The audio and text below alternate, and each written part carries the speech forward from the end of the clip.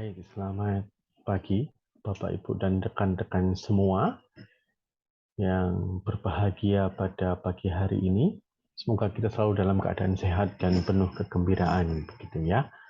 Baik, eh, izinkan saya memperkenalkan diri. Nama saya Ferry Nelapur Bolaksono.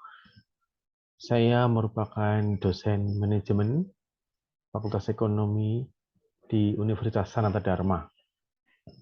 Hari ini saya akan membuat video untuk kepentingan sebagai salah satu syarat untuk sertifikasi dosen, di mana salah satu poin penilaiannya adalah pengajaran. Nah, kesempatan hari ini saya ingin menjelaskan tentang satu mata kuliah yang biasanya saya ampu. Mata kuliah tersebut adalah manajemen kinerja, mana mata kuliah itu akan didelivery kepada mahasiswa, bagaimana prosesnya, materinya, dan proses evaluasi yang akan dikerjakan atau dilakukan oleh para mahasiswa itu sendiri. Dan tentu nanti akan menjelaskan materi-materi pokok yang ada di dalam mata kuliah ini. Baik, langsung saja. Mata kuliah ini cukup menantang karena ini merupakan mata kuliah yang di semester agak tinggi begitu ya, sehingga mata kuliah yang dianggap lebih advance karena dia harus menguasai manajemen sumber daya manusia. Maka mata kuliah ini akan lebih banyak untuk berdiskusi dan kasus dan sebagainya. Nanti kita coba lihat bahwa di sana akan terlihat bagaimana proses-proses pendiskusian. SKS-nya ada 3 SKS dan juga seperti biasa durasinya 50 menit per pertemuan sebanyak 14 kali pertemuan materi, 2 kali ujian di mana ada ujian tengah dan juga ada ujian akhir begitu. Dan ada kompetensi yang diharapkan mahasiswa mampu untuk memahami konsep-konsep dalam manajemen kinerja, mahasiswa mampu untuk mengetahui metode yang digunakan dalam penilaian kinerja, dan mahasiswa mampu untuk menganalisa proses-proses manajemen kinerja dan juga metode yang digunakan dalam hal ini adalah hal-hal yang sifatnya praktis gitu. Nah, kebetulan pengampu biasanya adalah saya, dan ada beberapa acuan atau buku referensi yang bisa kami pakai. Yang pertama adalah Armstrong. Ini yang kalau kita pakai biasanya menggunakan proses-proses penilaian dan manajemen penilaian kinerja dalam sebuah organisasi. Dan juga tentu Sanders 2006 kita akan menggunakan sebagai strategi penilaian kinerja karyawan itu sendiri.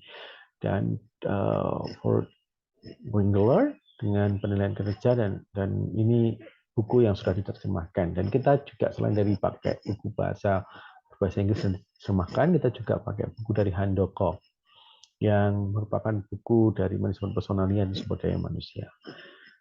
Nah, ada beberapa buku yang lain dan juga sumber-sumber lain yang memungkinkan digunakan dalam prakteknya, karena nanti mahasiswa akan dituntut untuk mencari sumber-sumber yang ada di internet dan juga mencari bahan-bahan yang ada di internet, baik itu berupa jurnal dan juga kasus. Nanti akan ada diskusi di sana.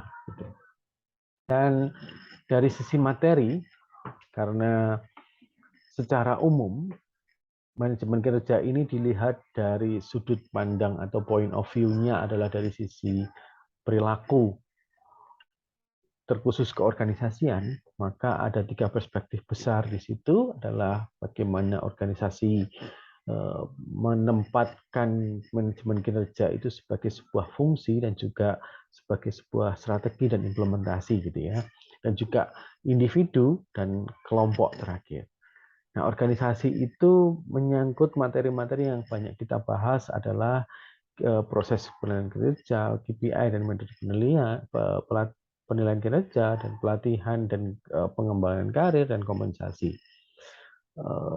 kalau dari sisi perspektif individu, itu kita lihat akan ada komitmen, bagaimana komitmen para anggota organisasi, ada komitmen normatif, afektif, dan juga bagaimana motivasi itu sendiri. Kita lihat dari berbagai teori lama, kita bicara tentang teorinya Maslow, McClellan, dan sebagainya, yang nantinya ketika orang termotivasi, mereka akan berkinerja maksimal dan menghasilkan kerja yang baik. Dan bagaimana juga stres kerja. Ini yang coba untuk dilihat bahwa stres kerja ini mempunyai komponen yang cukup besar, karena ketika stres pada tahap tertentu, orang mempunyai kinerja yang baik karena dia berpikir, dia mengerjakan, dan punya intensi untuk menyelesaikan. Tetapi ketika stres itu terlalu tinggi, maka menyebabkan orang itu akan mengalami tidak mau lagi melakukan kegiatan, mengalami demotivasi dan seterusnya. Sehingga dia tidak lagi mau bekerja, dia tidak lagi mau menyelesaikan pekerjaannya, tetapi dia meletakkan pekerjaan sampai di titik tertentu. Di materi stres kinerja ini juga akan membahas tentang burnout, di mana orang tidak lagi mau untuk bekerja, tidak lagi ingin bekerja. Dan juga bagaimana komponen kelompok itu, leadership di sana menjadi penting, karena kelompok juga membutuhkan kepemimpinan, termasuk juga tentu secara organisasi butuh pemimpin yang mengelola kelompok itu. Siapa yang berpengaruh, bagaimana pengaruhnya, gaya kepemimpinan seperti apa yang diterapkan seharusnya dalam organisasi itu, dan seterusnya. Nah, untuk metode yang kami gunakan adalah dengan metode ceramah, karena di awal sebelum pertemuan materi sudah diberikan kepada mahasiswa. Mahasiswa diberikan materi yang cukup sehingga asumsinya mereka sudah membaca di awal. Tetapi untuk memulai sebuah diskusi supaya mereka ada recall gitu ya, sehingga kami masih memerlukan untuk adanya ceramah untuk mengawali sebuah proses diskusi. Nah, mereka akan mendiskusikan kasus-kasus, mereka akan yang nantinya akan dipresentasikan. Jadi dari per kelompok itu mereka akan mencari kasus yang spesifik di dalam organisasi. Bagaimana aplikasinya, dan nanti akan dipresentasikan, bahkan akan diperdebatkan gitu ya. Dan sebagai tugas akhir, mereka akan melakukan observasi yang nantinya akan menjadi tugas akhir dari mata kuliah ini. Mereka melakukan observasi, wawancara, dan terjun ke lapangan untuk melihat sendiri bahwa bagaimana sih proses kinerja di dalam satu organisasi real itu. Organisasi yang dimaksud boleh organisasi yang profit oriented dan juga organisasi non profit oriented, sehingga bisa menghasilkan bagaimana proses kinerja yang lebih optimal dan lebih baik. Dan interaksinya kami dua arah, karena kami menggunakan tentu dari dosen tadi ke mahasiswa, dan mahasiswa dengan mahasiswa sendiri yang diskusi tadinya, dan juga mahasiswa dengan dosen kembali untuk berinteraksi, sehingga ketika mereka berkesulitan, dosen datang kepada kelompok yang sedang berdiskusi dan akhirnya memberikan feedback satu dengan yang lain. Ketika mereka dapat kasus yang sesuai, dianalisis bagaimana proses analisisnya, dan nantinya akan dipresentasikan, yang juga dapat feedback juga tidak hanya dosen, tetapi juga dari mahasiswa itu sendiri. Ini mengasah proses diskusi, proses interaksi dan komunikasi dari para mahasiswa itu sendiri. Untuk evaluasi, kami menggunakan penilaian yang digunakan di pedoman akademik Universitas Dharma, di mana nilai A itu lebih dari 80, dan nilai E kami ekstrim dulu ya, kurang dari 50. Sehingga di antara itu nilai B itu 70 sampai 79 dan seterusnya. Dan juga untuk penilaian evaluasi bobotnya ada diskusi dan keaktifan 15%, ujian tengah semester 20%, ujian akhir semester 30%, dan presentasi hasil observasi 20%. Bobotnya cukup tinggi karena mereka harus berobservasi juga, dan penugasan nantinya akan diberikan kepada mahasiswa ketika mungkin sebelum ujian dan seterusnya akan ada tugas-tugas tertentu untuk melihat kembali materi yang sudah diajarkan oleh mereka. Nah, maka salah satu materi yang akan diberikan adalah performance management proses. Di situ mulai dari adanya tujuan dan strategi dari organisasi, diturunkan menjadi indikator kinerja, sampai ke metode penilaian yang dipilih, dan perencanaan kinerja tertentu, dan diimplementasikan. Dalam konteks indikator tadi, kita akan melihat kemampuan yang dibutuhkan dan juga standar kinerja. Nah, itu nanti akan diturunkan kembali. Dan akhirnya adalah evaluasi dan feedback yang diberikan kepada mahasiswa, feedback yang diberikan kepada organisasi. Nah, nantinya proses ini yang menentukan seberapa besar, seberapa banyak dalam konteks penilaian dari sebuah organisasi itu kinerjanya apakah sudah optimal atau belum. Bahkan sampai ke individu sudah optimal atau belum. Nanti kalau sudah optimal sesuai dengan target, maka mereka akan diberikan reward, baik itu finansial maupun non finansial, tergantung dari sistem dari organisasi. Biasanya akan diberikan non finansial, misalnya diberikan liburan, ataukah mau diberikan kompensasi atau berupa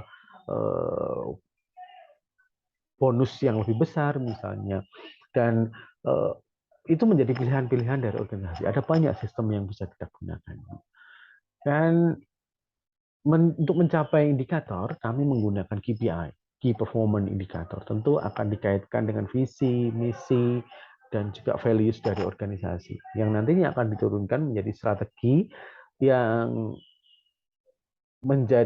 dilakukan oleh organisasi. Nah, karena KPI ini merupakan pengembangan dari balance scorecard, maka masih ada kita menggunakan 4 perspektif balance scorecard. Ada finansial, market, learning, and growth, dan juga proses internal. Tetapi itu akan lebih dikembangkan sesuai dengan fungsional masing-masing organisasi. Misalnya ada kepuasan karyawan, komunitas dan lingkungan, dan juga aspek-aspek lain di dalam sebuah penilaian. Nah, maka kita akan mencari critical success faktornya dari organisasi itu apa. Bahkan pada turun menjadi critical success factor di dalam departemen itu akan seperti apa sih yang akan digunakan untuk penilaian. Dan tentu setelah itu diturunkan menjadi key result indicator dan performance indicator sampai kepada menjadi key performance indicator yang sudah siap diberikan kepada para karyawan atau anggota dari organisasi itu. Nah, selain itu juga ada leadership di situ. Bagaimana leadership itu dengan gaya tertentu, dengan cara pendekatan tertentu, yang menentukan bagaimana proses-proses kaitannya antara kepemimpinan dengan performance. Ada direct effect dan indirect effect kalau kita menggunakan pendekatan dari Kotter.